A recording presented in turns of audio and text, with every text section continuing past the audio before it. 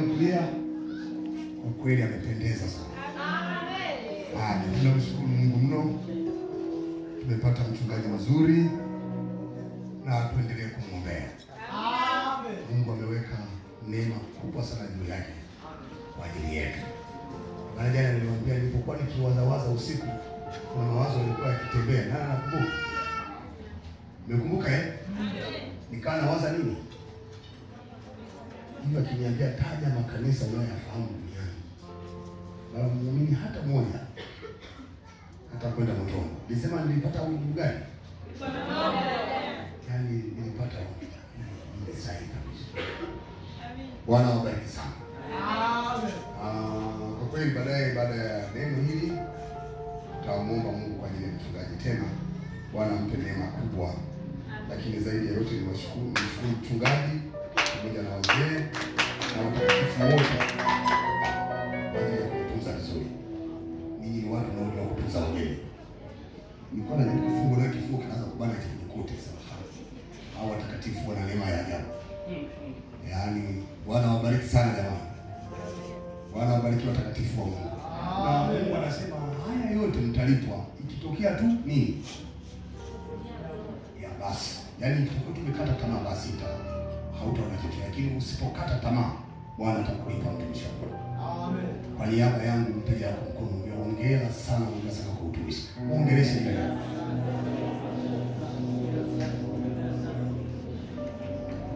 Ninaamini umechukua Biblia sasa tuweze kumalizia. Alafu nitaomba baraka maalum kwa ajili yako. Alafu kisha baadaye tutamwombea mchungaji. Amen. Samahani ninaongea haraka na wengine mnanisa. Nichukue hili. Nimesema kama chini hapo wakati tunajisahau. Tunajielewa unyosha mkono mimi narudia. Ukiona unyosha mkono juu nielewa. Nimalizie somo langu la jana, kuomba na kushukuru. Unaweza kuandika hiyo. Kuomba na kushukuru. Unaweza kuandika hiyo. Kuomba na kushukuru.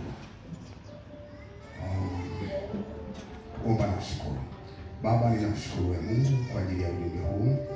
Roho Mtakatifu, nikupe nafasi sasa katika madhabahu hii ili uweze kufundisha juu ya hili. Kuna awezaye kuyajua mambo ya Mungu isipokuwa wewe peke yako, bali hata mafumbo yake wewe unayajua. Na wewe Bwana waweza kuwasilisha vitu vyote vitokavyo mbinguni kwenye mioyo yetu. Kushukuru ni mpango wa Mungu. Kushukuru ni mpango wa Mungu. Katika kitabu cha Wathesalonike wa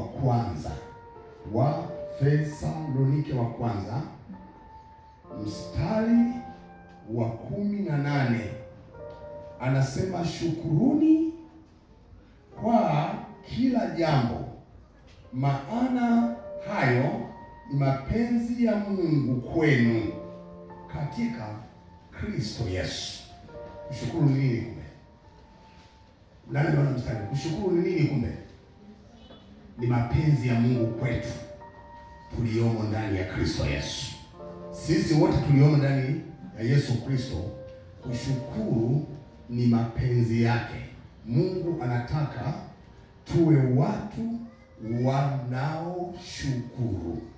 Nitaelezea kwa kina kidogo uone kwa nini tunatakiwa kushukuru.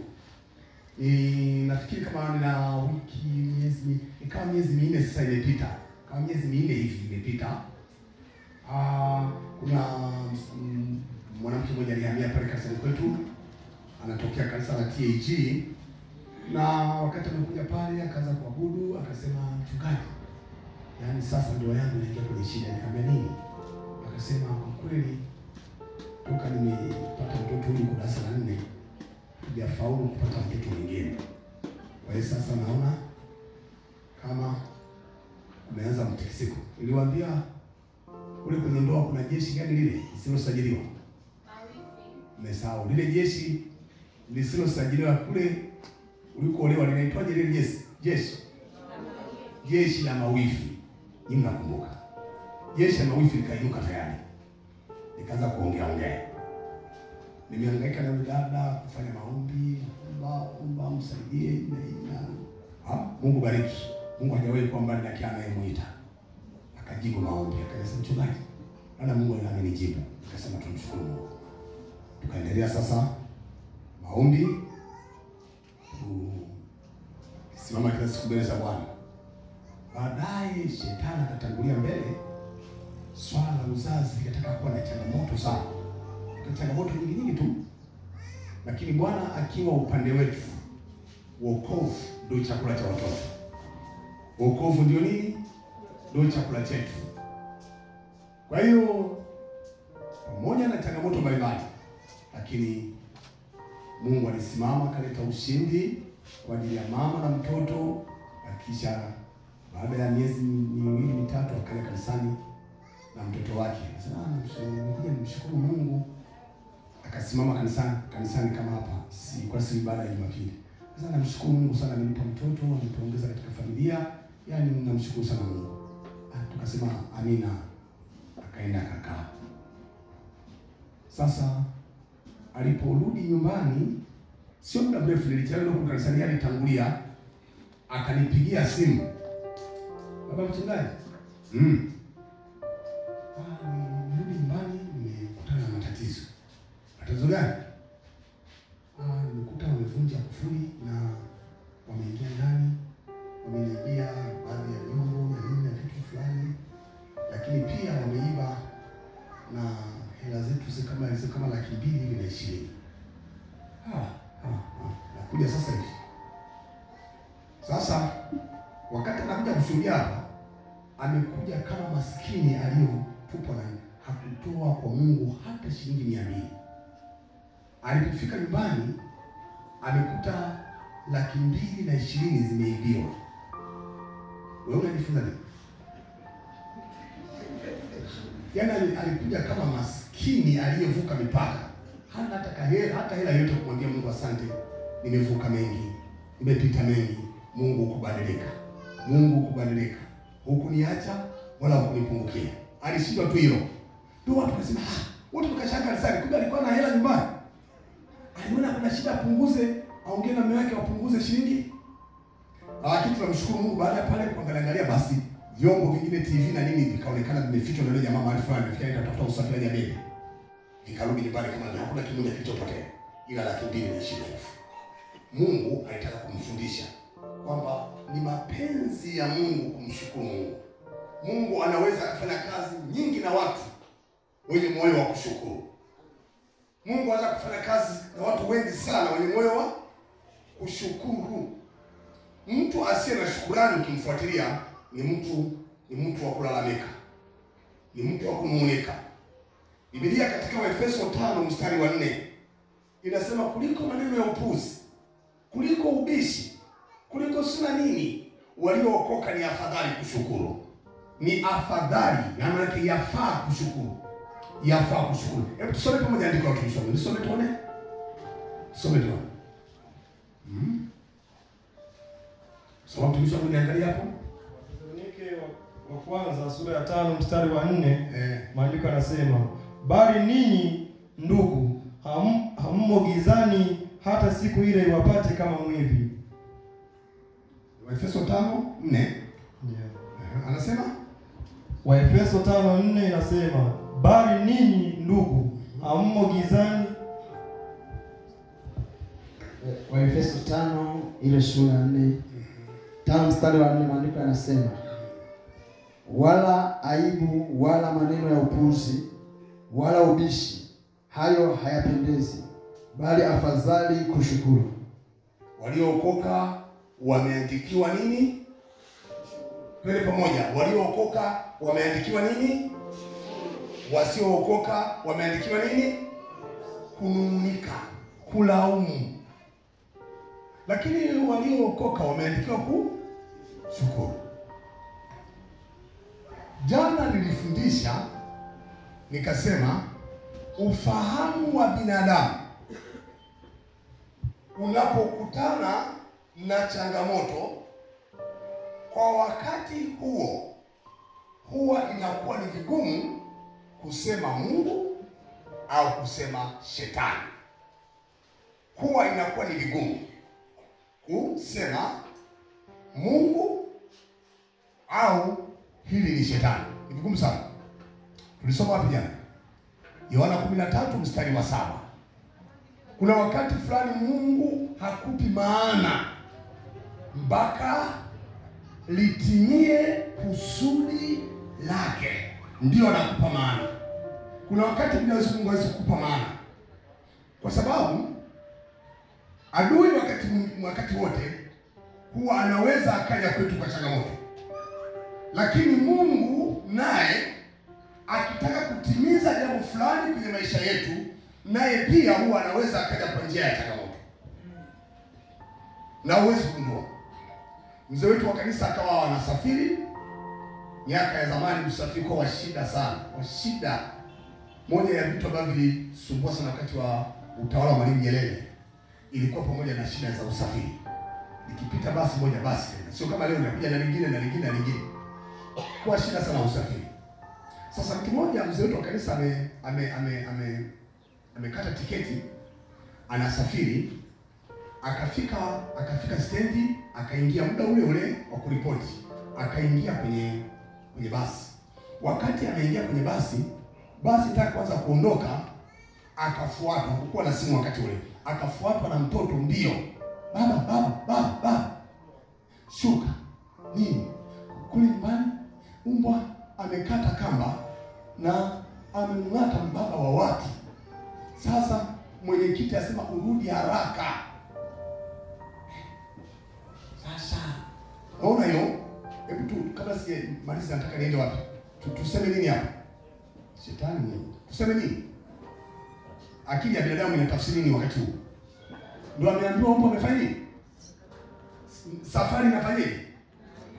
Unajua kama unapanga usafiri kurudi nyumbani ni yaani kurudi sawa kwa ulikuwa mbele bebe unaenda afu jikisha begi unarudi. Unajua ni swala gumu sana. Yaani kitendo cha kurudi ni kigumu sana kwa yule aliyewahi kusafiri. Sawa tumsha Mungu. Wewe nani ndiye msafiri Afrika mkuta hiyo? Anatakiwa rudi.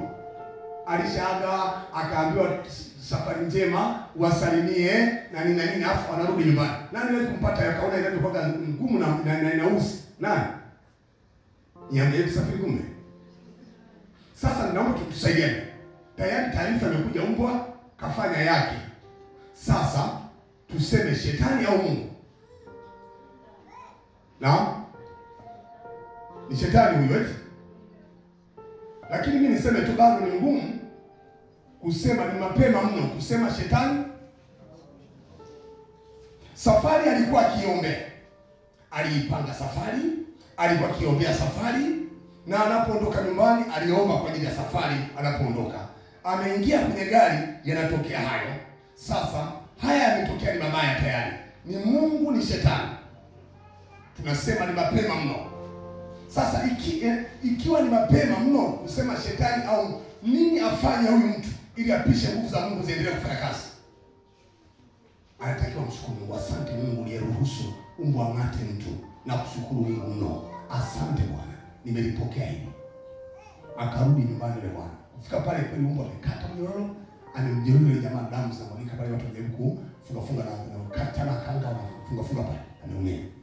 Mwenyekiti akasema, bwana, tumekuita uzako pole kwa ulikuwa safarini na huyu umbwa wako amekata amejeruhi mtu wa watu. Sasa tulikuwa tunakuomba kama utakuwa na akiba kidogo kahela, tumpe huyu bwana aende katibiwe, alafu mengine ataendelea ukirudi. Sasa usafiri ni wa shida, hata mambo mengine yataendelea baadaye. Jamaa alikuwa na hela dogo ya kunywa soda jana, akatoa ile hela. Yule jamaa akasema, bwana, mimi nakushukuru, najua umbwa wa kumtuma ni ng'ate, ila imetokea tu. Mimi naenda nikatibiwe na sina kesi na wewe. Akaondoka yule bwana, anarudi stendi, akajaribu kuangalia kama kuna IT zinapita pale. Akapanda akafika pale, Mungu amemwangalia gari.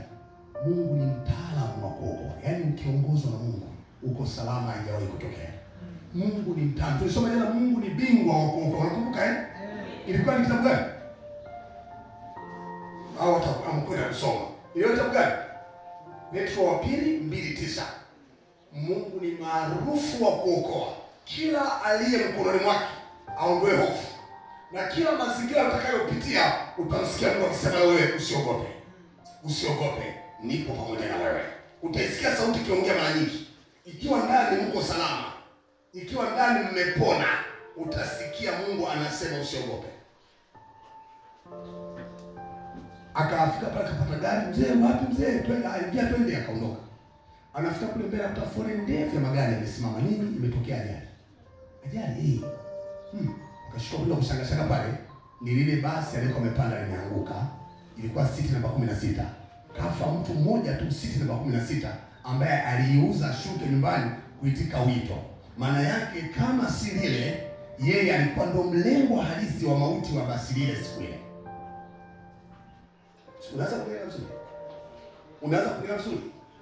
Ndio maana nilikwambia ilikuwa mapema mno kusema shetani au ila Biblia inasema afadhali, kwa sababu wakati fulani jambo linatokea alafu maana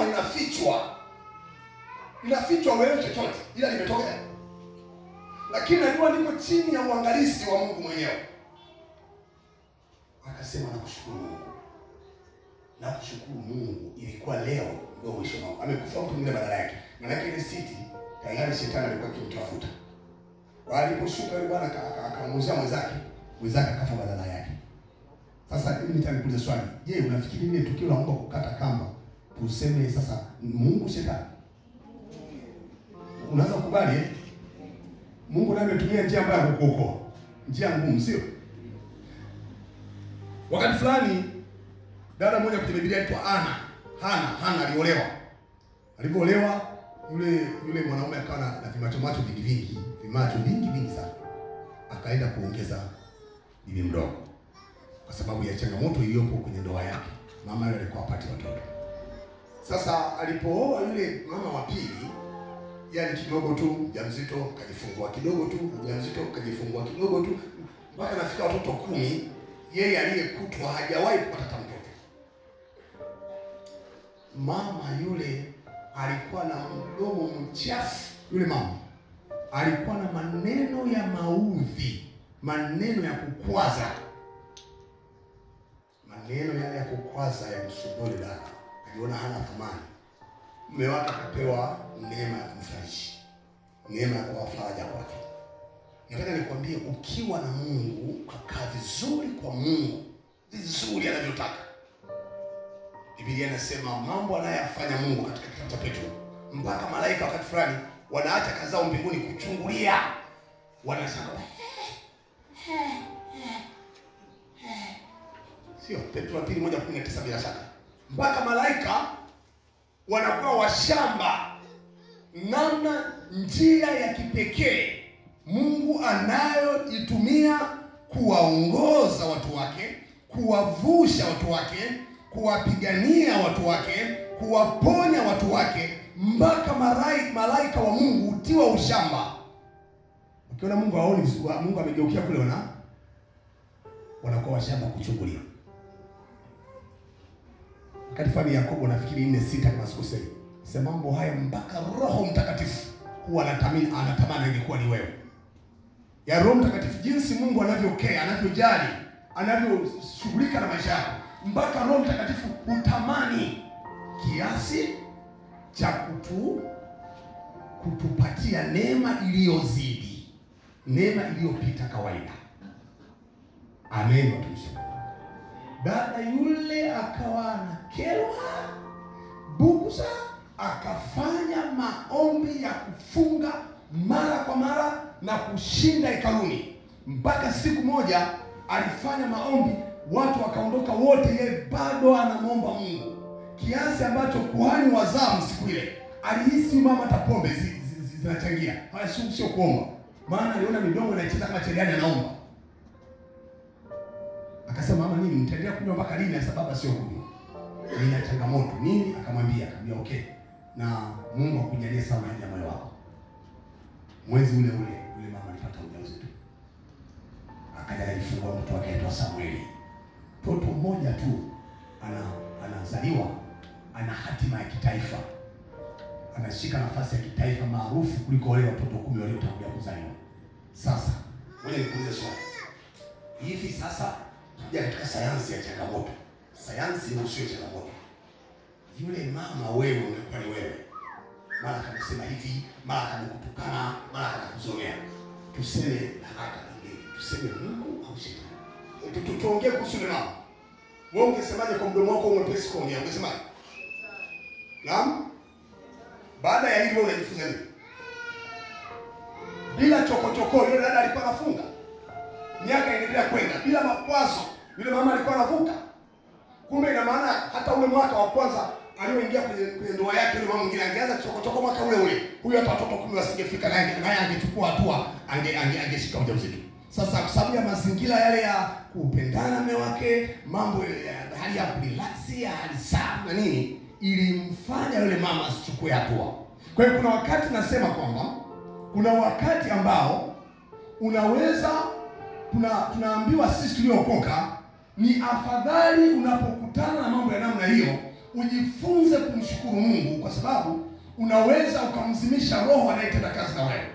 Kwa sababu gani?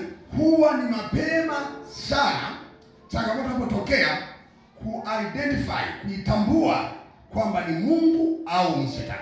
Ila nasema afadhali ushukuru, kwa sababu mambo hufahamika baada ya ile kutimia lililokusudia. Lakini unaamini kwamba uko kwenye mikono sawa. Wakati mimi niliokoka, wakati ninasoma shule. Na nilipomaliza shule kusoma, nikapata wito wa kwenda kusoma vyuo vya kichungaji. Na wakati huo wito umeniingia, nikapata tena yale matokeo yakawa yametoka, na nikawa nimepata nafasi ya kwenda kusoma shule moja kwa kule Tabora. Sasa ndugu zangu wote hawajaokoka, wote hawajaokoka. Mama hajaokoka, baba na ndugu zangu wakubwa wote hawajaokoka. Sasa nawapelekea taarifa ile, matokeo yametoka na nilipangiwa kwenda kusoma Tabora. Lakini sitaenda kusoma kule, naenda kusomea uchungaji. Jambo hili lilikuwa ni baya kwenye familia kwa kutokea. Kila mmoja aliongea anavyoweza, unapoishia mdomo wake. Kila mmoja aliongea, tumetupa pesa, alafu tunafika ujinga. Waliongea maneno mabaya. Kila mmoja aliongea tu. Na baada ya kuongea maneno mengi na ya kukwaza na ya kuudhi, asubuhi nilijifunza kwamba Mungu hutengeneza nini ndani yetu? Roho ya uvumilivu. Roho ya nini? Yaani hata wakiongea, wanaelewa kesho niko vile vile. Hata wakiongea, kesho niko vile vile. Wakaongea, wakalani, wengine wakaja kanishana kidole, wakasema basi. Kwa sababu mara ya kwanza ni waovu, niliokoka. Wakapiga kelele we. Time over, muda ukaisha, wakajinyamazia.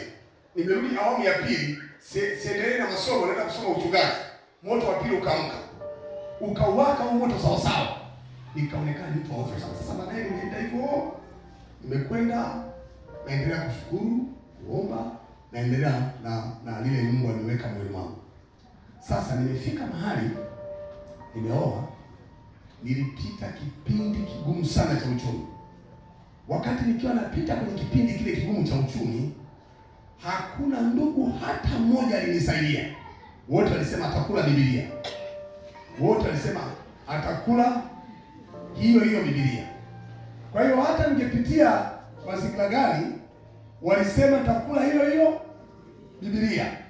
Wakati mwingine kuna tafiti zilifanyika, zilikuja zikabaini watoto waliokuwa katika mazingira magumu sana huwa wanakuja kuwa na hatima nzuri. Watoto ambao walipitia kwenye shida sana huwa wanakuja kuwa na hatima nzuri kuliko walioishi kwa kudekezwa. Sasa mtumishi wangu, nikaendelea, kumbe nilikuwa ninapigwa. Kuna wakati fulani unapitia hata uelewi, sasa Mungu naye mtumikia na kwaje? Sasa Mungu mbona? Yaani mpaka tuelewe hivi. Lakini Mungu anasema hata kama wewe songa mbele. Sauti inasema wewe songa mbele, hata kama wewe endelea mbele. Mungu anataka uendelee mbele. Yaani Mungu hataki uanze kuvunjika moyo, kuonyesha kukata. Mungu anataka uendelee mbele. Hataki uvunjike moyo. Nikaendelea mbele. Baadaye ilianza kutambua kwa nini Mungu aliruhusu nipitie mazingira magumu. Wakati huo ni familia, mimi nikafaulu kuwavuta wazazi wote wawili wakaokoka, na walizikwa kwa dini yangu, sio kwa dini yao. Amini watumishi wa Mungu. Mimi nikaja kuwa mtu wa kwanza kumiliki ekari karibu 35 za maeneo kabla ya wao. Mimi nikawa wa kwanza kumiliki chombo cha moto kabla ya wao. Nikawa mtu wa pili kumiliki simu. Miaka ile ya 90 simu sio zilikuwa na kila mtu. Mimi nilikuwa nawafundisha wenzangu wasomi wenzangu wanabonyaga hapa, wanabonyaga hapa. Nimekaa nafundisha kaka zangu hapa na kuponya kana hata select unaponya huko. Ikiambia ponya huko. Naanza kuwafundisha mimi. Mimi baadaye wakaja wakasema huyu atakuwa ni mwenyekiti wa familia. Kwa hiyo tokea hapo mimi ndio mwenyekiti wao wa familia na ni mtoto wa mwisho kwao. Kwa hiyo na sasa siwezi kubabaika kuhusu maisha. Niko vizuri kabisa kimaisha. Nasema kama wale jamaa wangenibeba mgongoni, ningekuwa na hatima mbaya sana. Na wakati huo ningeweza kuchukia mtu. Lakini kuchukia mtu sio sahihi. Mungu anataka tuwapende watu wote. Anasema ni afadhali kushukuru, afadhali kufanyaje? Huwa anaona wakati mtu anakutwa na kikwazo, Mungu anaona ama haoni? Nataka nikwambie kitu kimoja. Mungu ni wa ajabu sana katika kazi yake ya uokozi.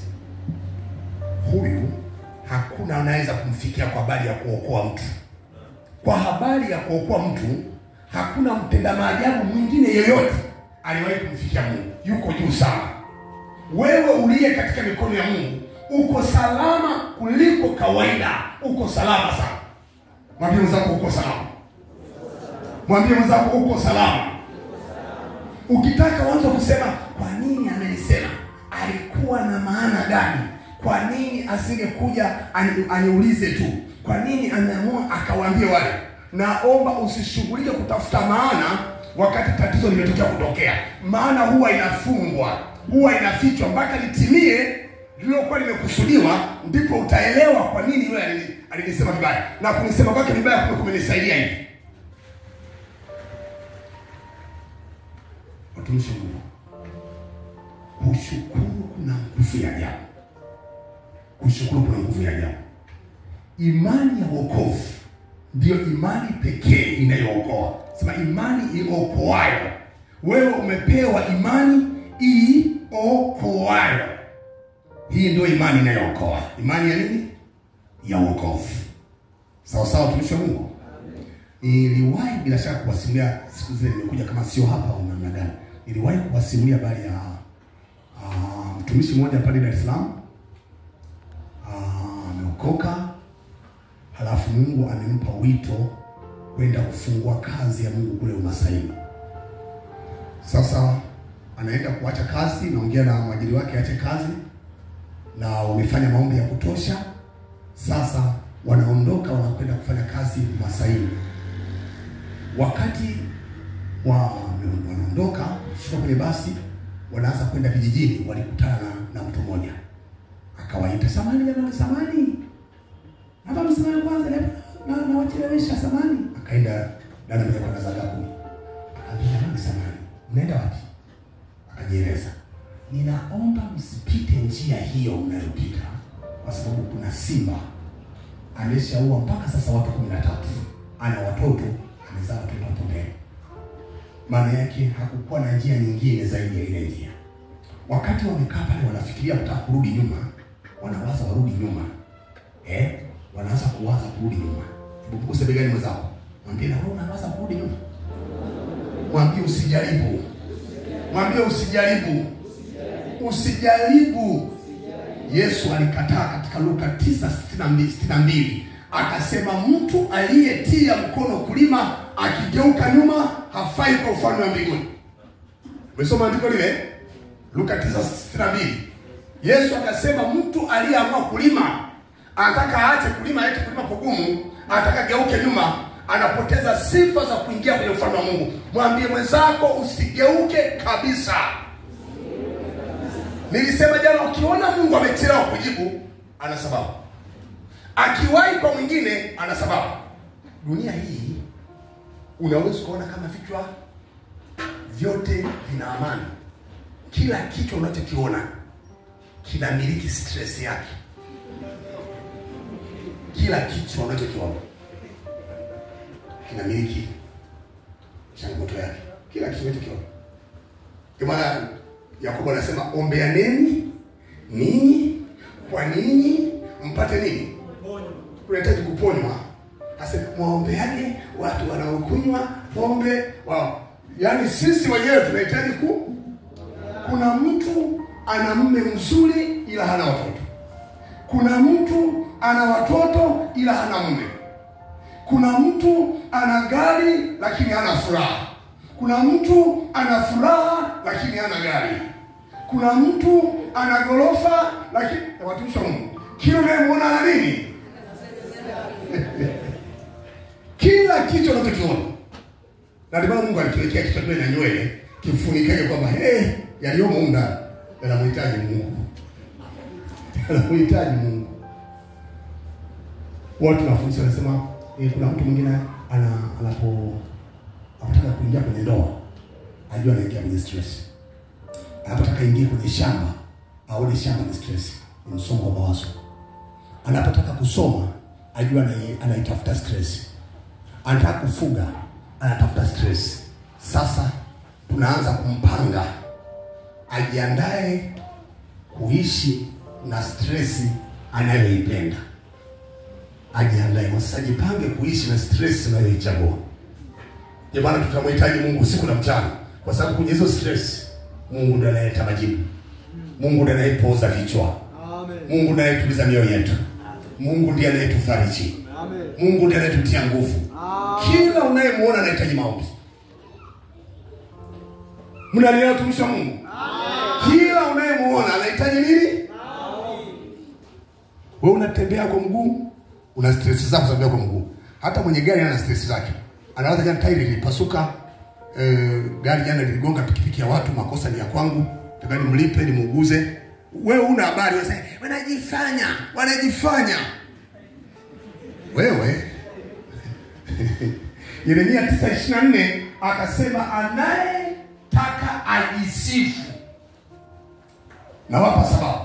Anayetaka ajisifie kwa sababu hii tu, kwamba ananijua mimi Mungu kuwa ndiye nitendaye wema na haki na hukumu katika nchi.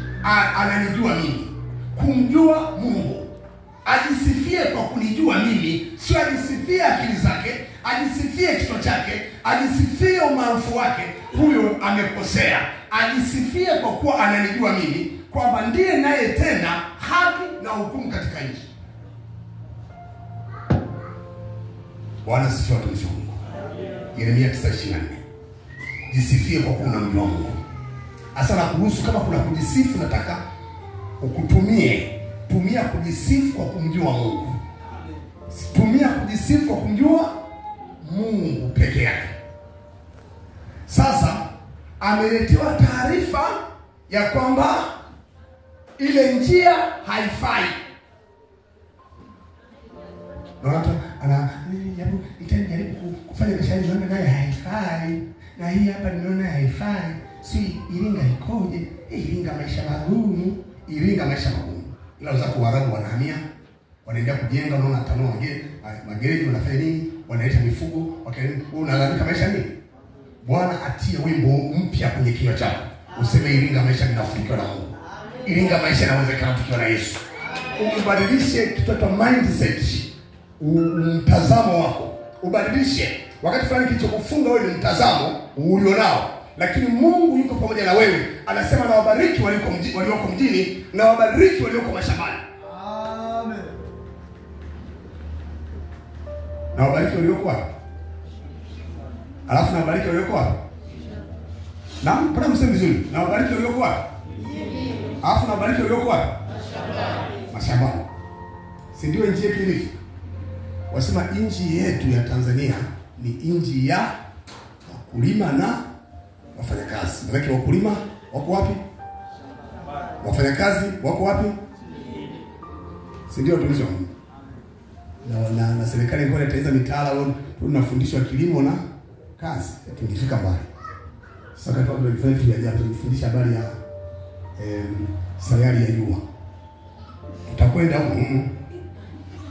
Takuhamia. Na ajira huko. Basi ndio maisha yanaendelea.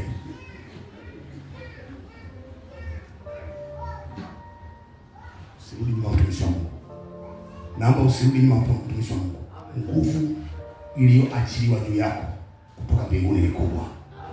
Nguvu inayo yafunika maisha yako ni kubwa, mtumishi wa Mungu. Na hiyo nguvu haikubali urudi nyuma kwa sababu ya ugumu. Haikubali urudi nyuma kwa sababu yoyote. Mungu ni mtaalamu wa kuokoa. Ninamkumbuka binti moja alipata shida moja tunaita kitaalamu ectopic pregnancy. Ectopic pregnancy maana yake amepata mtu ujauzito, lakini ule ujauzito uko nje ya nyumba ya uzazi. Uko nje. Huyo dada walianza maombi kana mume wake miaka mitatu hawajapata mtoto, wakaanza maombi. Wameomba mwezi mmoja, miezi miwili, miezi mitatu, miezi minne, miezi mitano, miezi sita. Muulize mzee wako ongea. Anasemaje? Mungu hata ajibu, hata asikia, hata nini, hata gari tu. Ilisema unapoona kuna ukimya, unaendelea na maombi, usifikiri Mungu yuko kimya, kuna jambo Mungu analishughulikia. Na utendaji wa kazi zake yeye sio utendaji kama wana mazingaombo. Silent. Kimya huwezi kuona. Utendaji wa Mungu sio hivyo. Yaani utendaji wa Mungu uko, yaani huwezi kuona sasa. Mbona naomba? Mbona sioni? Mungu anafanya toka siku ulipoanza kuomba, Mungu anafanya kazi. Daniel akaambiwa baada ya siku 21. Akasema majibu yalishatoka haya. Toka siku ulipoweka wazo moyoni kuingia kwenye maombi ya kufunga, siku ile ile mimi nilituma nilete majibu, ila nilikutana na upinzani fulani kule angani.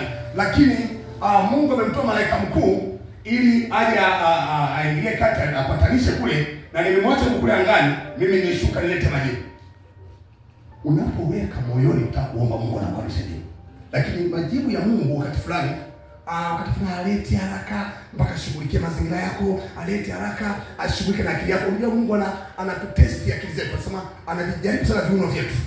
Anajaribu ataki hivi, huyu hapa huyu aliomba nimpe mtaji, nikampa mtaji wa 500,000. Saa hizi ibada zilizobaki ni kama koroboi ambayo mafuta karibu yanaisha.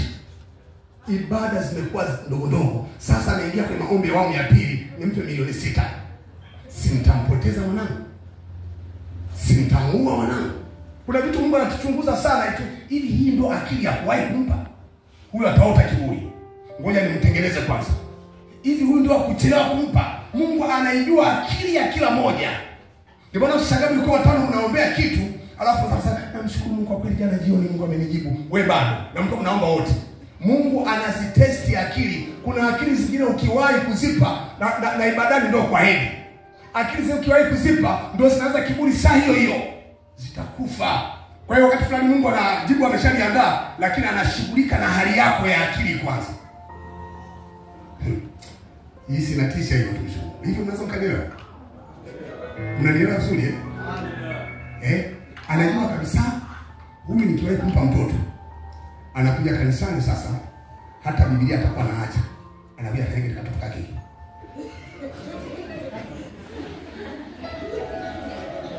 Huyu bado ana akili ndogo, ngoja achelewe kidogo ukue ufahamu. Akili yake ndogo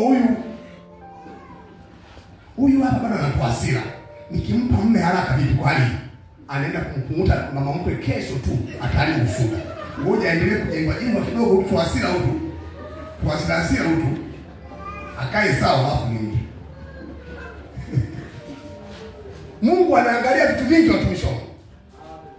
Yule dada akasema kwa mume wake, nani bedi? Naam. Huyu Mungu tunamfuga. Najua. Sasa vipi sasa? Mimi nataka nikamwambie tu, nikamchane makavu. Akaja saa 11, mchungaji naomba ufunguo. Anakuja kanisani. Akasema Mungu, kuomba tumeomba, dhambi tuliacha, sadaka tunatoa, mafungu ya 10 hatudaiwi, lakini hutaki kutujibu. Sasa mimi nasema mimi kama mimi mbele zako, ukiona mwezi huu umeisha, naacha dini, na acha dini katika jina la Bwana. Na acha dini. Kapiga mkwala, siku maombi ya mkwala tu kwa mwana mchana mkwala. Na acha dini baba, na acha dini, na acha nazunguka kanisa nini, na acha dini. Ukiona hujafanya, sasa mimi uvumilivu wangu umefikia ukomo, umefikia ukomo. Naomba ile dada. Kaomba baadaye akasema amen, akajendaga nyumbani. Akadhani Mungu huwa mbali asikii. Mwezi ule akapata ujauzito. Akaenda kumwambia kunaona. Wakati fadi Mungu tunamfuga. Nikumchana tu makavu. Sasa ile mimba inauma tumbo. Wanakuja wafariji wengine nasema bwana ni kawaida. Baada ya miezi mitatu hivi hali ni kwamba sana tumbo na mbaya mno. Siku kwa sababu ile mimba inakuwa kwenye mlija. Ukazidiwa ukapasuka pa. Na ukipasuka ni hatari sana. Wakamkimbiza hospitali. Kwenda kuangalia mimba ilikuwa nje ya uzazi. Sasa jamaa yule akaamini na ndugu zake, ndugu walisema atakuwa amepiga, wale ndugu wa mwanamke. Wakaomba ufanyike uchunguzi wa kidaktari. Daktari mkataka kuchunguza, wanachunguza ile system ile mfumo wa uzazi. Wakaja wakagundua ile dada alikuwa na uvimbe kwenye mlija unaopitisha yai. Fallopian tube. Kulikuwa na uvimbe, lakini kama angechelewa, kama ujauzito ungekuwa umechelewa miezi miwili, angeweza kushika mimba kwa njia ya kawaida. Mimba ile isingekuwa imetunga nje ya ingekuwa imetunga eneo sahihi na ingefungwa sana. Unajifunza nini? Ataka mpigishe Mungu mchaka Kumbe alikuwa na uvimbe mkubwa, Mungu alikuwa anataka kulipunguza kila siku anakuja na lipunguza. Wanaenda kwamba anapunguza ule uvimbe. Sasa yeye anataka Mungu afanye hivyo hata kama uvimbe afanye hivyo ataacha wokovu. Umemletea mauti. Mungu ni mtaalamu. Kwa hiyo akasema kama hii mimba angebeba miezi miwili baadaye, huu uvimbe ulikuwa unaonekana unaendelea kupungua kwa kasi sana. Kama miezi miwili ingechelewa ndio kushika mimba, huyu dada asingekuwa na changamoto ya uzazi. Ila ni kwa sababu mimba imewahi mno, huu uvimbe ulikuwa bado haujapukutika ukaiva. Yai ilipofika pale, kutaka kupita likazuiliwa na limesharutubishwa, likaanza kukua pale kwenye mlija. Ndio hii kifo cha Mariamu. Ripoti kutoka daktari. Kwa hiyo wakati fulani Mungu anachelewa, wewe endelea kushukuru, asante Mungu unayenisikia siku zote. Yesu akasimama mbele ya kaburi la Lazaro, asante Mungu kwa kuwa najua unanisikia siku zote. Mshukuru Mungu, ambie Mungu unanisikia. Mungu unanisikia, asante. Kuna watu ambao hawajui kushukuru, kwa hiyo wamekuwa wakiizimisha nguvu ya Mungu kila anapoitwa leo. Mungu yuko pamoja na wewe. Mtikise mwenzako, mwambie Mungu yuko pamoja na wewe, hakuna kitakachoharibika. Ila yeye ni mbobevu wa kutoa, ni mbobevu wa kuokoa. Anajua wakati gani asimame. Kwa sababu niwaambia kwamba kila anachokifanya Mungu huwa anaangalia. Isaya 48:17. Hiki kinachokifanya kitampa faida. Yeye Mungu sio sawa na shetani kama anafanya aonekane jionyeshe, kama anafanya tu yeye kujionyesha. Yeye kila anachokitoa, akiwahi anajua itakupa faida. Akichelewa anajua itakupa faida. Na kuna vingine watu wengine Mungu huwa anaweza asiwape kabisa, lakini ili mradi tu apate faida. Sio sawa. Subhana anaposema Mungu anadili na faida yako. Mungu anashughulika na faida yako. Ile provision yake, ule utoaji wake ni kwamba wewe uishie kupata faida. Kumbuka nilikuwa nikifundisha ile Petro wa pili 1:3 kwamba kila anachokitoa kwetu atatoa kila kitu. Biblia imesema Mungu ataachilia kila kitu, lakini kila anachoachilia mwisho wa hicho kitu, matokeo yake anataka hicho kitu atakachokupa wewe kikuwezeshe kuwa mtaua, yani kuishi maisha ya kiroho na uwe na uzima. Na hivyo vyote viwili, uzima na ule uwezo wa kuishi kiroho, vikufanye umjue Mungu zaidi. Mungu atupi vitu vitwalibu. Sema ni nani kwenda akiomba mtoto wake akiomba mayai atampa nge? Mungu hawezi kutoa nge. Ukiomba mayai unapewa nini? Ukiomba mkate unapewa nini? Mungu hawezi kukupa jiwe, sio shetani kiasi hicho. Ni Mungu aliye mwema. Kwa hiyo naomba ulielewa jambo hilo.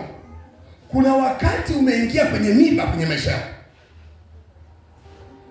alafu hata hujaelewa. Ni kulaumu tu. Hakuna kitu kinachoharibu maisha yako. Unajua kisayansi, mimi nimesoma sayansi. Kisayansi ukianza kunung'unika, mimi nimemsaidia vitu vingi lakini hana shukrani, na kuanzia sasa kwangu ndio moto, haijapata msaada, unasema namna ile. Yale mawazo yakisaidia na hisia yanapeleka taarifa kwenye akili yako kichwani. Alafu akili yako inasema huyu anasema anataka afe. Kwa hiyo anataka kufa anasema. Unaona akili yako inapopewa taarifa, anasema anataka kufa. Huku vichwani kuna madawa yanaitwa dopamine na nini, yanatengeneza sumu inashuka. Tayari unashangaa, mzee nataka nikatibia pana chembe ya moyo, mara gesi, mara nini siwe. Daktari sasa sio nakula na dagaa na vidonda vya tumbo, mwili unaanza kujila wenyewe, tuta autoimmune disease, magonjwa ambayo mwili unajimaliza wenyewe. Ukiangalia shida iko kwenye nini? Unapofurahi, unapotunza furaha, kinga zinaongezeka. Taarifa inapokuja ubongo inasema huyu anataka kuishi. Mwili unaongeza kasi ya kudasti, kufuta kabisa vimelea vya maradhi, vimelea vya kuwahi kuzeeka. Zile ndita za marehemu bibi yako, zile ndita zile zinafutwa, uso unakaa muda mrefu bila ndita. Unasema huyu anasema anataka kuishi. Unaishi wanuneone, mara umenuna, mara ongei na mtu, mara yule umsalimiaji. Taarifa inaenda kichwani ni mbaya. Anasema anataka ajifie tu, anasema anahitaji kujifia tu. Kama kanulia pana sasa hivi ndio ndio mnaniuma keni. Yaani kama kidogo mgongo leo. Ndio naniuma keni na niuma. Taarifa imeshaenda sio yenyewe. Kama unataka kufa wewe. Wafilipi 4 inasema furahini katika Bwana. Tena nasema furahini. Unapofurahi milango inafunguka. Kila kitu kinakaa sawa. Amen. Amen. Mungu anapochelewa ana maana yake. Ni Mungu nakutumikia, nikitaka kujenga upinzani ninaishia nyumba za kupanga. Wengine kwa sababu habadiliki kwenye eneo fulani, nikimpa nyumba huyu nikiwahi nikampa nyumba ya kwake huyu, uzima wa milele kwa hili. Huyu aende kwa nyumba kupanga, hii ndio anakuwa mnyenyekevu. Hata kanisani anakwenda, hata sababu ya kuomba anaiona, hata usiku kuamka anaamka. Huyu hata fungu la 10 atatolea. Watu wengine anaweza kaa kanisani mpaka tunakuja kumzika siku ya mwisho, hajawahi toa fungu la 10. Unajua hivyo? Tuna watu ni wagumu duniani, hawakuaji. Yaani hata wainuke. Unajua sababu ya tungesema fungu la 10 toke mbele. Huwa tunataka watu wajione aibu kwamba juzi sura zile mimi sijaonekana pale mbele. Mtondogo sura zile. Watu wanataka tufike mahali tuone, watu wafike mahali pa kuona aibu.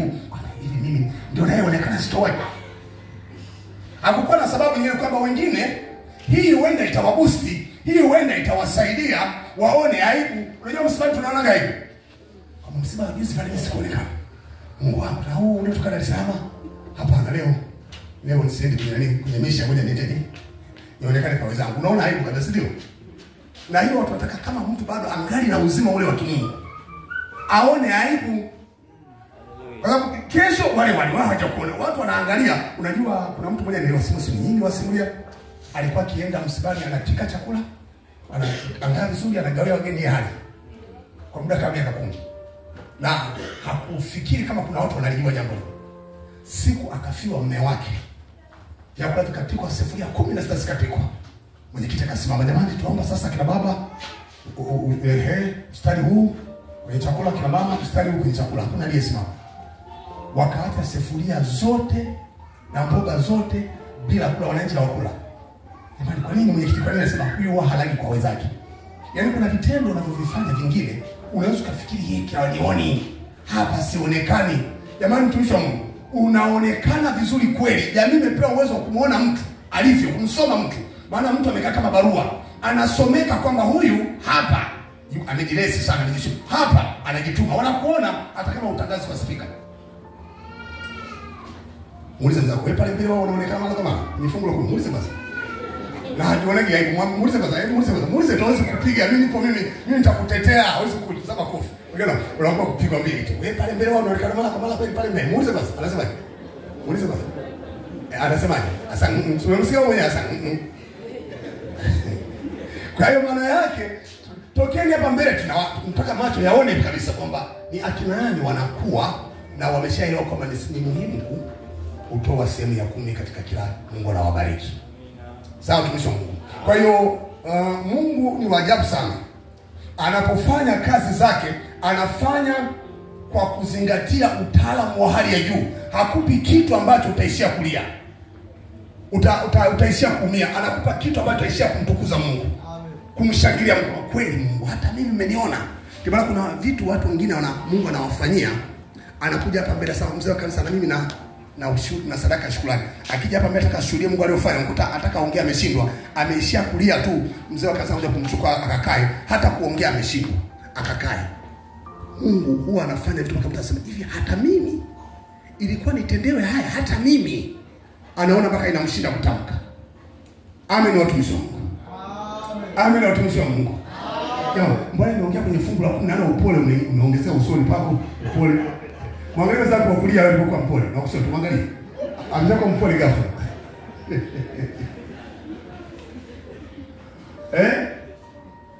Tuwa tunaangalia kama mtu anakuwa kiroho tamona, tunapima vipimo vya kiroho kama mtu. Huyu mtu anajali vipi ibada? Tunaona kwa kweli anajali.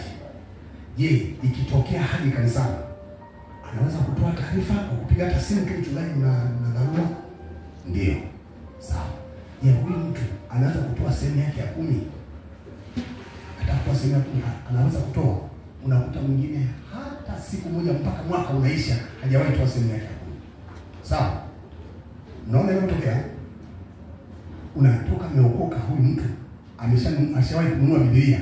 Hajawahi kumitoka ameokoka miezi na kweli. Ila tungoa tabaa tuzuri tu na tuliatu chini haki umechisha hapa akija kucheza hapa yuko vizuri. Sasa huyu anaweza kupungua ananunua. Shida ni Biblia tu. Huyu ni ukuaji wa aina gani? Tunaweka XD hapa kuna shida. Hapa na shida. Muulize mzako kuna Biblia. Muulize kwanza. Au unamuogopa na muulize tu usimuogope niko mimi hapa. Yaani kuna mwingine hata miaka iende hajawahi kuona sababu ya kununua Biblia. Lakini nini kinachopelekea ni kiwango chake cha ukuaji. Na hicho kitakuwa kinaathiri sana namna Mungu anavyojibu watu wake. Sababu Mungu anataka vitu vitu tu. Anataka kumjibu mtu. Sawa tumisha Mungu. Hakikisha unatoa zaka. Hiyo inaonyesha unakuwa. Lakini hakuna ambaye atatoa zaka kama hakui. Ilizungumza juzi ile ya kwanza akasema hivi, kanisa la Mungu linavyoundwa linaundwa kwa namna ya ajabu sana. Haliundwi kwa muundo mmoja. Wapo wanaokuja hapa kanisani ni kweli kabisa wameokoka. Yaani wameamua kumwishia Mungu. Ni kweli kabisa. Yupo anayekuja hapa kanisani, yeye anafuata wazazi wake. Yeye toka amezaliwa amekuta wazazi wake akasema kumbe hii ni dini yetu. Huyo amerithi dini ya wazazi na sio wokovu wa wazazi. Haipo mwingine anakuja hapa kwa sababu za kikazi, aliyemwajiri bosi wake ni nani? Ameokoka. Wewe unataka kupishana naye, anakuja tu hapa kwa sababu ya kulinda kazi. Yuko mwingine anakuja mahali hapa kanisani kwa sababu alikuwa na matatizo ambayo huko duniani yalikosa majibu, ila majibu yalikuja kupatikana kanisani.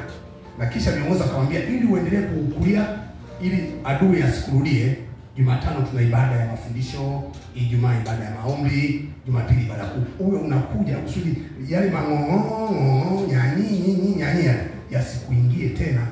Kwa anakuja kikumbuka alikuwa analala anapanda anakuja kanisani. Nani hakutokea mtumishi wa Mungu? No, yupo mgeni anakuja pasa, mimi hapa nakuja. Najua mimi nimepata yule mke mlokole. Yule nisipoenda kule anazinguaga sana huwa piki ugali. Kwa anakuja hapa kwa ajili ya kumfurahisha mpenzi wake na sio kumfurahisha Mungu. Wote tunao kanisani. Mimi nakumbuka mama yetu alikuwa mkali, tulikuwa tunasali kwenye dini za kanisa. Sasa kanisa. Msipoenda kanisani mama anawaita John. Kwa nini mjaje kanisani? Ngozi ilikuwa chafu gani? Leo sipiki chakula. Sina mradi wa kutuza mashetani ndani. Sipiki ugali. Sasa tunashinda na njaa na jioni hapiki. Sasa siwezi kama unakufa mvetu. Mimi sina mradi wa mashetani mimi. Kitu kama hicho. Jumapili nitaenda kanisani sitakwenda. Imenilamba mchana ukila kwenye nyumba unajua kulamba makofi. Unabaki unagomea njaa inakuuma. Sasa kesho Jumapili jana nitaenda kanisani. Padri ataona mimi ni nani? Ni muumini. Mimi nalinda tumbo langu bwana. Mimi nalinda tumbo tu bwana. Kwa hiyo sasa kanisani sasa Kuna watu wa aina hizo zote. Sasa kilichomleta mmojawapo kila mmoja kanisani ndicho kitakachoamua ubora wake wa kiroho. Ubora wake wa kiroho utaonekana nini kilimleta. Mwingine sasa mimi napenda kusema kanisa waliokoka kwa sababu ya zile kwaya. Kinapoimba zile kwaya najisikiaga raha. Najisikiaga raha kabisa. Yeye anafuata nini? Kwa hiyo ukimkuta anasema alikuwa anaonja pombe kule mitaani, usikusumbue. Yeye kanisani kwake shida yake ni nini?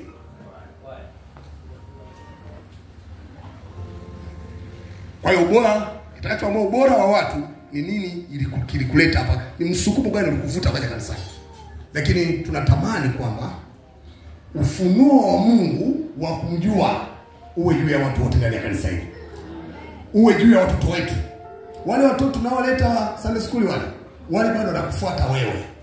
Endelea kuombea, tunapoombea injili, tunapoombea Mungu awafikie watu na kuwaleta kanisani. Usahau kuombea watoto wako. Wale watoto tuliozaa wale, tumezaa watoto wa mwilini kabisa kama alivyozaa mlezi. Na wanakuja hapa kwa sababu ya kuangalia wanavyoishi wewe, lakini hawana ile neema ya wokovu kabisa. Ndio maana ukienda kwa shuleni kwa mitaani mnafanya mambo ya kawaida, mambo ya hovyo kabisa, kwa sababu havina neema ya wokovu. Kwa tunapoombea injili, uinjilisti uwafikie watu, usisahau kuombea hata watoto waliookoka. Wengi ndio wanakuja kumfuata nani? Mzazi, ila hawajakutana na Yesu Kristo.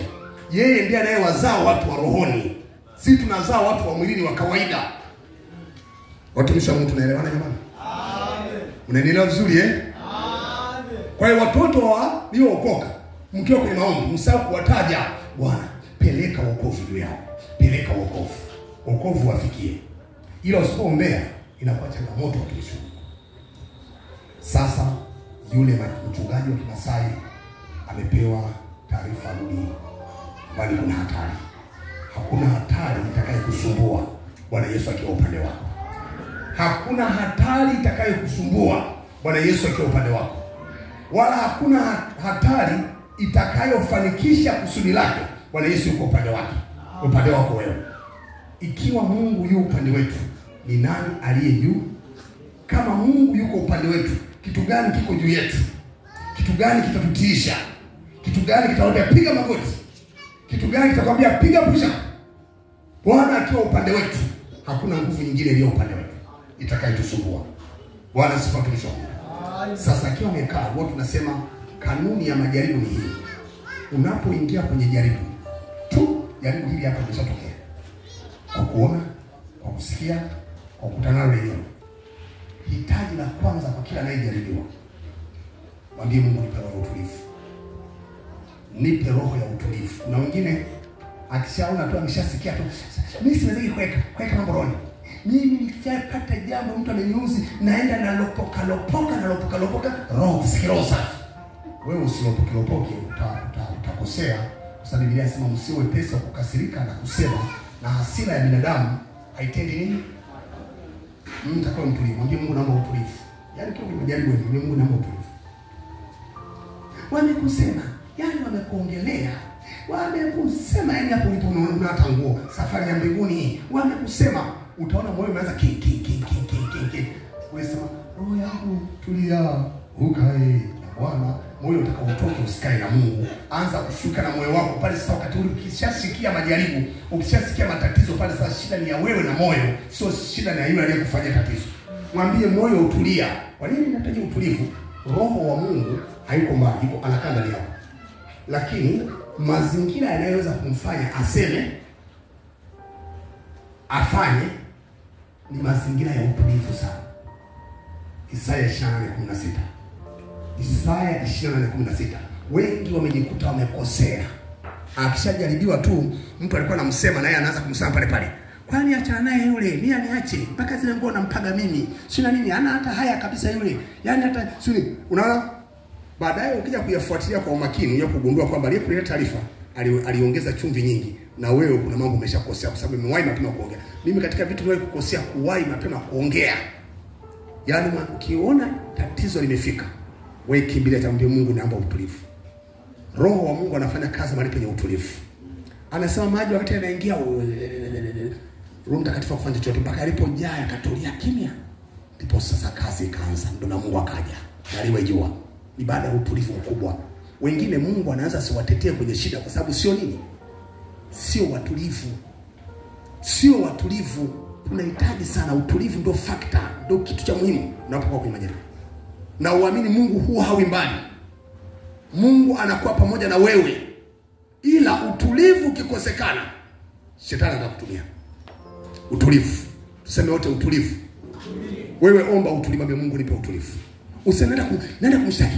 Mbona mwendea dawati? Mimi mbona polisi? Nipe simu. Namba yake ninayo. Usifanye haraka. Biblia imetuonya kwenye Mhubiri 5:2 kutofanya haraka. Waliookoka wafanyaje haraka hivyo? Sio wepesi hivyo waliookoka. Usifanye haraka. Moyoni mwako kunena. Sifanye nini? Kama kuna makosa ambayo wewe umewahi kuyafanya, makosa ya kwenye swala la kinywa, makosa ya kuongea yaliwahi kutoa nje ya mstari, usifanye haraka. Usifanye haraka. Mwambie Mungu nipe utulivu. Na majaribu hapa leo. Mimi nitakapokuwa na kuombea, wewe omba, mwambie Mungu nipe nini? Yaani kichwa kinafanya hivi. Bunge limekaa la shetani nalo linakaa kikao kichwani mwako mumo, wa giza nao kichwani mumo, vikelele vingi tu. Mwambie Mungu naomba nipe neema kutuliza dhoruba ya moyo wangu. Ukiwa katika heka huwezi kupata majibu. Wala Mungu hawezi kusema. Wala Mungu hawezi kujifunua. Mpaka upate utulivu. Mungu atakwambia kitu sahihi. Atakwambia ingilia njia hii na usiingilie njia hii. Roho Mtakatifu yuko huko ndani. Sema yuko huko ndani. Ngoja kifaka dogo hiyo. Roho Mtakatifu yuko huko ndani. Wengine hawaamini. Sema Roho Mtakatifu yuko huko ndani. Huyo hawezi kukosesha. Ila mazingira anayofanya kazi ni mpaka upate utulivu. Ni naweza kumpiga ndio, naweza kumsukuma ndio, naweza kwenda kumwambia zile hela zangu nipe ndio, naweza kwenda kufanya kitu ndio, naweza nisingai mbali kwake sawa, lakini utaona hayo yatakuja haraka yote sio mapenzi ya Mungu. Yanayotangulia hapo yote sio mapenzi ya Mungu. Yesu akasema waliotangulia mbele yangu ni wezi na wanyang'anyi. Mimi ninakuja ili wawe na uzima kisha wawe nao tele. Vinavyotanguliaga baada ya tukio vyote vinaweza kukupotosha. Omba utulivu wa Mungu. Ukiomba ukizoea kanuni hii, kanuni mimi imenipa faida sana. Kiingia kwenye jaribu, mwambie Mungu nipe roho ya utulivu. Nipe roho iliyotulia. Ndio aliomba na Daudi sasa, nipe roho iliyotulia ndani yangu. Unifanyie roho iliyotulia. Kwa sababu ni watulivu tu watakuwa naongozwa na Roho Mtakatifu. Lakini wenye heka, wenye kupaniki, wenye hasira za pale na pale, hata siku moja si rahisi sana mtu kuongoza. Huaga hawezi kucontrol vitu vya namna hiyo. Huwa hawezi kudhibiti vitu vya namna hiyo. Anaweza kuwadhibiti na kuongoza kwa usahihi watu watulivu. Amen. Mwambie Mungu niumbie moyo uliotulia ndani yangu. Hebu tutamke wote, mwambie Mungu niumbie moyo uliotulia ndani yangu. Niumbie moyo uliotulia ndani yangu. Pindi ninapokutana na changamoto za maisha. Mungu akuumbie moyo, hautakwama mahali, hautafeli mahali, hautakosa mahali, ila unahitaji moyo wa utulivu. Siku moja nimetoka kuhubiri mkutano fulani huko, miaka fulani nimetoka kuhubiri, nikafika nyumbani, nafika tu nyumbani, mama akaanza kuniambia, akasema yule jirani yako kuna mbwa wake amekufa siku 3 hizi na amesema umeua wewe. Alisema atahakikisha na kunyoosha, atakupiga bunduki. Nimeposema nipe koti. Lazima nimwambie na balozi, maana kuna leo na kesho serikali ijuane. Wakija kuona mimi nimekufa, wajuage ni huyo bwana. Nipe makoti. Kaondoka nikaenda balozi. Balozi ni bwana na huyo jirani yangu amesema ni hivi na hivi na sawa. Uje niite wajua. Tumuite na yeye mwenyewe. Akaitwa yule bwana. Akasema bwana, tunaomba utoe shilingi 10,000 na wewe 10,000. Ili jamaa akasema sina hela. Mimi 10,000 yangu iko pale, tena ilikuwa ni moja tu iko mfukoni. Nikataka niinuke sasa, mchungaji, usifanye. Sisi tunawasikiliza, ikionekana huyu bwana anakosa ataongezea 10,000 nyingine zinakuwa ngapi? Kwa nimesahau kinacho kwa mganga kiwezi fanya nini? Nilishasahau hilo kumbe nalo nilishalisahau. Nikasema hasa nikatulia. Baada ya maelezo yale nikasema mchungaji, ana bunduki mwenyewe huyu. Umeshinda hata kufikiria. Ana bunduki ameipata hapo maskini. Mchungaji, nilitia aibu sikujue. Nikasema kumbe kila nikisikia jambo vizuri kombo kutulia. Watu kafanya maamuzi wakasema mwenyewe au atakunywa au anakunywa nini? Anaficha miaka. Kwa yale maamuzi. Nikaondoka kwa ile 1000 yetu kwa ndio hiyo nimeenda kutoa.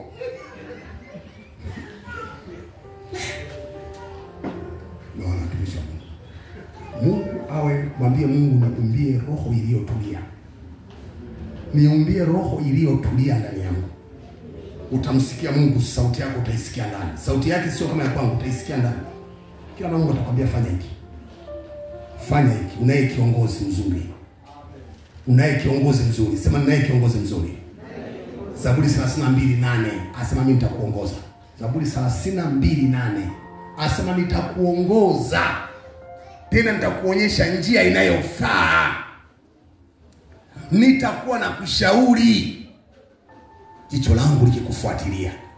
Kama unakosea ama ukosea, Mungu atakuongoza. Amen. Changamoto yako imekuwa ngumu kwa sababu umekosa uongozi wa Mungu. Ruhusu Roho Mtakatifu akuongoze kwenye mambo hili. Jambo mimi ni gumu. Roho Mtakatifu nisaidie. Atakuongoza kwenye njia, utashangaa mwenyewe. Utashangaa Roho Mtakatifu akikuongoza. Sasa wakati amefika pale, akaambia kuna simba, wakataka kurudi nyuma. Wakaona mioyo inaenda haraka. Wakaanza maombi, Bwana tupe roho iliyotulia. Tupe roho iliyotulia. Wamesimama, tupe roho iliyotulia. Baadaye moyo amani ikarudi kwenye moyo. Wakati amani imerudi kwenye moyo, wakasikia sauti, endeleeni mbele, msiogope. Walipokwenda mbele kidogo tu, simba akatokea. Akawa anakuja kwa spidi kubwa mno. Na walishaambiwa ujue. Wakaanza kuona mauti inanuka. Walisikia sauti inatoka ndani inasema, tumia jina la Yesu. Wakasema kwa jina la Yesu Kristo, rudi nyuma yetu. Yule simba akalia pwe, akachuma chini, akaweza kufuata. Bwana alimulika kwa nguvu ya radi, akakaa chini. Wakati limetokea bado wamepaniki pale, Bwana akamwambia, nataka muendelee mbele. Mwambie mwenzako, Mungu anataka uendelee mbele. Hiyo bado kuna kiasi unamnunia mtu, umeacha safari, umeacha kuendelea mbele, utachelewa. Baraka za Bwana ziko mbele. Usibaki una jambo moja hilo, utabaki unaamka kesho umenuna, asubuhi unawaza, kesho kutwa unasimulia mpaka nafanya zinaisha. Songa mbele. Songa mbele. Usibaki hapo, songa mbele. Amen. Songa mbele. Songa wapi? Wewe utawashangaa wapuzi wa dunia leo utawaweza. Wewe songa mbele. Wakaanza kuendelea mbele. Kumbe wakati yule simba, yule mwenye watoto, ametoa ule mlio wa kuumizwa na kitu kisichojulikana, mume wake hakuwa mbali, alisikia. Mume wake mtia moyo mke wake. Wakaanza kuwafuatia watu wa Mungu. Wakawa sasa simba wangapi? Wawili wanakuja nyuma. Ile ngine na nguruma, anajua kuongolia, ngine anajua kunguruma sana. Sasa hofu itakuja. Bwana akawaambia hivi, usiogope. Tumia jina la Yesu. Hata yaje anasema Ayubu, majaribu 6, hata akiruka majaribu 6. Naam, hata akiwa 7, hakuna uovu utakaonigusa. Ile 5:19 Ayubu 5:19. Hata yawe 7, hata yawe 5, uliye naye ndani anatosha. Uliye naye ndani anaweza. Uliye naye ndani haanzi kukuokoa wewe. Ana miaka, mamilioni ya miaka anaokoa. Wewe ni nini? Atakuokoa na shida yako. Atakuvusha na tatizo lako. Uliye naye haanzi na wewe leo. Ameanza na wengi. Ameanza na watu wasiohesabika na amewafanyia mambo makubwa, na sasa ni zamu yako wewe kufanya mambo makubwa na Mungu.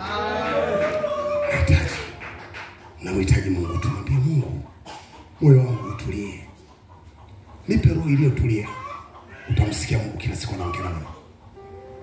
Ile heka leo ukisikia jambo na kwambia hata kuvaa ndala unashindwa. Kuna jamaa, kuna dada mmoja siku yetu tia hivi siku moja katoto kamepigwa na degedege.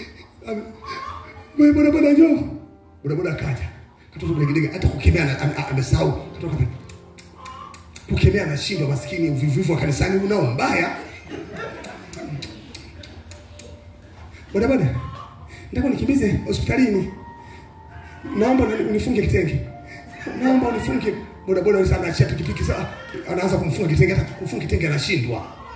Ukimwambia uje kanisani mlenda, yani kanisani sio ni aina Mungu ile, ni aina mlenda gani sijui. Yani kanisani ni mvivu. Jamaa tumishi wa Mungu, uvivu wa kanisani mbaya nyinyi.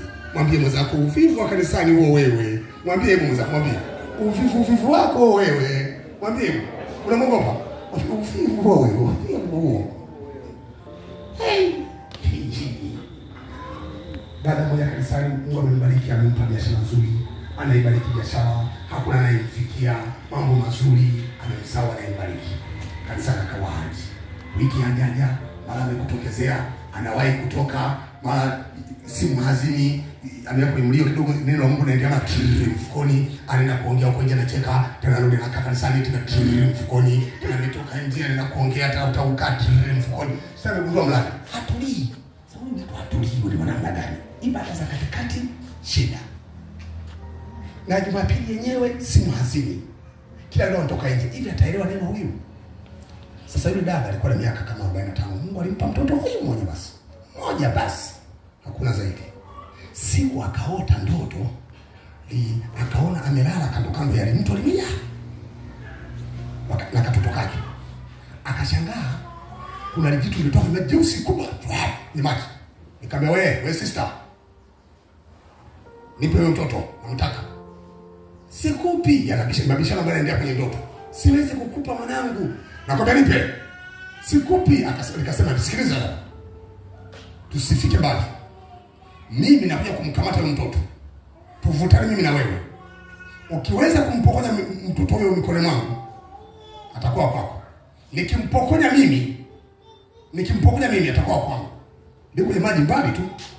Akashangaa limenyosha mkono wapi. Imedaka miguu ya mtoto. Mama alikuwa amelala naye. Mama ameshika kichwani, yeye miguuni. Wakaanza kuvuta na kuvuta kale. Vuta na vuta. Ndoto imetokea.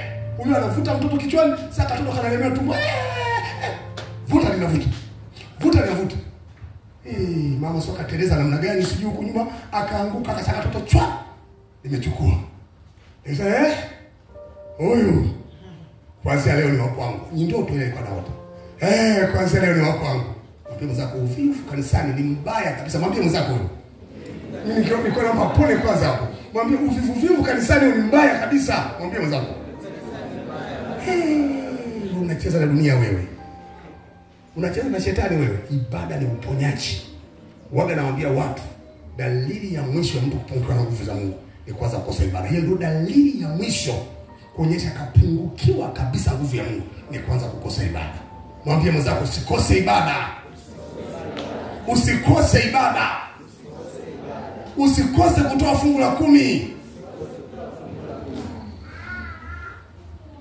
Basi yule anakaeka, watu msaidie. Nikanyanyua mtoto hivi, nikashusha nikanyanyua mtoto hivi, nikaingia kwenye maji chwa, akapotea na mtoto. Ndoto ikaishia pale. Mama akapapasa, mtoto wangu hapa. Akaangalia kazima tu. Fanya hivi, akana nyoto. Hiyo ndoto imetokea. Mchana naenda kwenye shughuli kama kawaida, zile shughuli za maisha kama kawaida. Asa mtoto ghafla ameanguka chini king kama kishindo nyuma hivi. Geuka mtoto kama kufanya bado kama moto. Mama haraka tafuta bajaji, nikimbiza hospitalini na nini chapu wakaanza kukimbiza hospitalini. Mama amesahau alichoota usiku. Anafika pale OPD. Unafahamu OPD? Kule wanakotibiwa wagonjwa walazo wanatibiwa na kutoka. Anapeleka pale wakaangalia mzake wakaangalia walikuwa kwenye foleni hivi, wakasema tumpishe mzetu. Tumpishe mzetu, tukampa kipaumbele. Kaenda kwa daktari akajaribu kupima sasa. Mtoto wa nani? Sasa kwamba sasa pole mama, mtoto amefariki dunia. Sasa sisi tukuwekee mochwali au unaenda naye nyumbani. Ameshafariki dunia. Ndio ikaja ile ndoto. Walikuwa wanavutana ile jamaa usiku. Nikamzidi nguvu. Watumishi wa Mungu, ninaomba Mungu akutie nguvu. Yaani ushindi wa Daudi. Zaburi 122:1. Ushindi wa Daudi ulijengwa kwenye uwezo wake wa kuhudhuria ibada na kuyasikiliza mafundisho. uwezo wake wa kuhudhuria ibada na kufanya maombi ulimpa ushindi Daudi, ushindi kibao. Daudi alikuwa anashinda maadui zake mpaka wanamzawadia. Maadui wanampa kwamba kama kukumuta, wewe ni wa aina yake. Tumekwenda na kamboga hapa. Leo badilishe mboga. Maadui zake. Zaburi 122 ngapi? Na alifurahia sana waliponiambia wapi?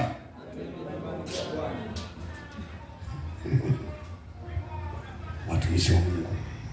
Kuna mtu mmoja hapa ni mvivu kanisani, namuonea huruma. Yule nimeshamuona, na yule pale, na yule. Watumishi wa Mungu, uvivu. Turudie tuseme uvivu kanisani. Mwambie mwenzako turudie tena. Turudie tena. Rudia tena mtu uvivu kanisani. Mguse begani mwenzako, mwambie uvivu wewe. Rudia tena mtumishi, mwambie uvivu wewe. Mwenzetu alikukuta. Mtoto akaenda na maji. Mungu natusaidie watumishi. Uvivu huo. Hey. Sasa wale simba wanakuja wawili. Watumishi wa Mungu, nataka nikwambie Mungu tulie naye sisi. Ana nguvu kupita kawaida. Hakuna chochote kilichokwisha kuzaliwa kitakachozaliwa baadaye kitakacho kushinda wewe ukiwa na uhusiano mzuri na Mungu. Naomba utunze uhusiano mzuri na Mungu. Maana ukidikwa na nifanya kama jiangalie sana. Jiangalie sana mtumishi wa Mungu. Yaani hata watoto waombee wasije wakaingia kwenye uzinzi, kwa sababu wakiingia kwenye uzinzi 41 Zaburi 41 anasema ni shimo la uharibifu lenye udongo unaoteleza, kila kitu kitapukutika. Utapukuta nguvu ya Mungu, utaipoteza neema, utapoteza hatima yako kiurahisi. Dhambi ya uzinzi, tungekuwa na sisi kanisa tuna mahali pa kusemea, tungesema hili ndio bomu la nyuklia, silaha za kinyuklia, silaha hatarishi duniani kwa wanadamu. Uzinzi hapana, tuseme wote uzinzi hapana. Yaani uzinzi ni tishio. Haujawahi kukosea, hakuna shujaa alitoka salama humo, haipo shujaa. Uzinzi watumishi wa Mungu, nyinyi ni wazee wa kanisa, mnapoomba, mnapoomba kanisa, ombeeni uzinzi usiguse kanisa hili. Mtu akishaanza kuimba kwaya hii na ni mzinzi, ataanza kuwa muongo, ataanza kukwaza na wenzake, atauza watu wazuri na wengine atawafanya waondoke kwenye kwaya. Anakuwa chombo halisi cha shetani kabisa watumishi. Yaani narudia tena, uzinzi uambie hapana. Yaani heri aje shetani hajavaa nguo ya ndani, aje kwako, kitaeleweka cha kufanya hapo, sio shida sana hiyo, sio shida. Lakini ukiijiwa na uzinzi, hata sababu duniani kuna first aid inatoka wapi sasa? Huduma ya kwanza inatoka wapi hiyo? Hata sababu kuna hospitali maalum inatoka wapi? Watumishi wa Mungu nawaambieni, uzinzi ni tishio. Haujawahi kukosea. Haujawahi kufanya nini? Yaani sisi tuliokwisha kupona kwenye mauti ile, mwambie Mungu, nisaidie mimi nikuishie wewe. Nisaidie nikuishie wewe. Hapo katikati vitunguu viliadimika sana. Watu wanaofanya ngono kinyume na maumbile. Hali ilikuwa mbaya, kanunua vitunguu na viingiza huku kuzuia harufu. Wengine wanatoka na wadudu. Wengine hewa inatoka vibaya. Wengine wanafanya kazi ya kuinama kwa wanashindwa kuinama, kazi ya kupalilia, kufanya kuinama anashindwa, hewa inatoka. Tukiona watu ni aibu. Dunia hiyo imeharibika watumishi. Kwa hiyo wakawa wanunua vitunguu na vichonga na viweka. Chonga na viweka, watumishi wa Mungu, dhambi ni mbaya mno watumishi wa Mungu. Sisi tuliokwisha kusalimika, tuseme asante Yesu. Tuseme tena asante Yesu. Asante Yesu. Tukae kwa Mungu. Huko nje kumekaa vibaya. Huko nje kumekaa vibaya. Kuna mtu amepata shida fikiri na ulisikia ile. Ameenda kule akaenda akanunua dawa za Kimasai, ataka jiongeze maumbile, akashangaa maumbile yanafika mbinguni. Huko nje hakufai kabisa yani. Yaani shetani, mwambie shetani, mimi ushawishi siutaki kabisa wa namna hiyo. Huko nje kwa ovyo. Ila ukiwa ndani unaona kama wale wanaenjoy. Mtumishi wa Mungu naye enjoy ni wewe. Wewe kaa na Mungu, mtumishi wa Bwana. Huko nje ni ovyo kabisa. Mimi huwa ninasema hivi. Kweli kabisa, baada ya kumjua Yesu, Yesu anatusaidia kabisa kuepukana na stress zinazoepukika. Najitahidi kutoishi maisha mabaya ili nisisongwe na mawazo mabaya. Yaani mtu anabaki na mawazo. Unajua mtu ambaye ana dhambi moyoni, wenzake hawajaigundua, ni kama kijinga kinachoendelea kuungua. Unasoma Zekaria 3 mstari wa 1. Kwani Joshua amevaa mavazi machafu. Halafu hata kukemea amevaa mavazi machafu, kulia kwake kasimama shetani na mpinga. Anashindana vibaya sana, anapiga watoto, anapiga nini, lakini amevaa mavazi machafu. Malaika wa Bwana akaingilia kati akasema, ewe shetani. Waisoma ile 3:3 Joshua na Zekaria. Akasema, ewe shetani, je, hujui kwamba hiki kilikuwa ni kijinga? Utumie neno kinga, yani kijinga kilichookolewa kutoka motoni. Wenye dhambi ni kama kijinga. Unajua kuna staili ya kuweka vijinga kwenye moto, afu unaendelea kusogea, kile unaposogea kinafanya nini? Kinaendelea kuisha. Hiki ni kama kijinga, sio zako mbinguni. Tunaona hiki ni sawa na kijinga kilichookolewa kutoka motoni. Alafu unataka kufanya nini hapa? Toka hapa. Wenye dhambi, mtumishi wa Mungu, utabaki unaisha mdogo mdogo kama nini? Kijinga cha moto kinachoteketea. Usiruhusu dhambi kabisa, mtumishi wangu, na kuomba. Hebu mshike kwenye, nitaka nifike mimi nimpe mkono nimguse. Unigusie huyo akaniambia, yani dhambi usiruhusu, kamguse mwenzako. Mwambie yani dhambi usiruhusu, utakuwa ni kijinga sasa hivi kinachoungua moto. Tunaona kinakuja ibadani na kinaendelea kuisha. Mbona sasa hivi mzetu maombi yanamshinda? Mbona mzetu siku hizi naona minong'ono mitani imeanza, ni kijinga kinaungua. Mbona mzetu sio ibadani, mbona sio mbuli, hata sio mwenyewe. Kumbe ni nini? Kijinga kiko ni progress, kinaendelea kuteketea. Usikubali watumishi. Usikubali. Narudia tena, usikubali dhambi hii iguse maisha yako. Na kanisa letu la Ikonongo litaendelea kuwa safi ikiwa halina watu wa namna hiyo. Hili kanisa ni kanisa nzuri. Kama kuna panga kuhama, hairisha. Kanisa hili mimi naona ni kanisa nzuri. Neema iliyopo na mama hapa ni kubwa. Tutafika nayo mbali. Lakini ukiingiza hiyo dhambi, wao wanasemaga tototo kisha kabisa. Chunguza, unichunguze Bwana Yesu, na kuomba unichunguze. Tuseme tumisha Mungu, tuseme tumisha. Unaona wale unanukia kule nje, unaweza kuifuatia. Tuseme tumisha Mungu, tusimame tumisha. Usiruhusu dhambi hii iguse familia yako. Usiruhusu mtumishi wa Mungu. Usiruhusu kabisa. Yaani usiruhusu kabisa. Kuna mahali Mungu anakupeleka.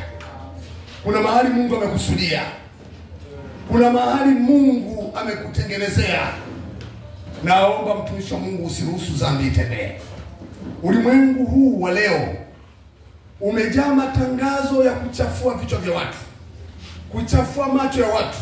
Si kwenye muziki, jana nilifundisha nikasema ndani yake. Lakini viongozi hawa wenye miguu miwili, kila atakayesimama ni yale yale.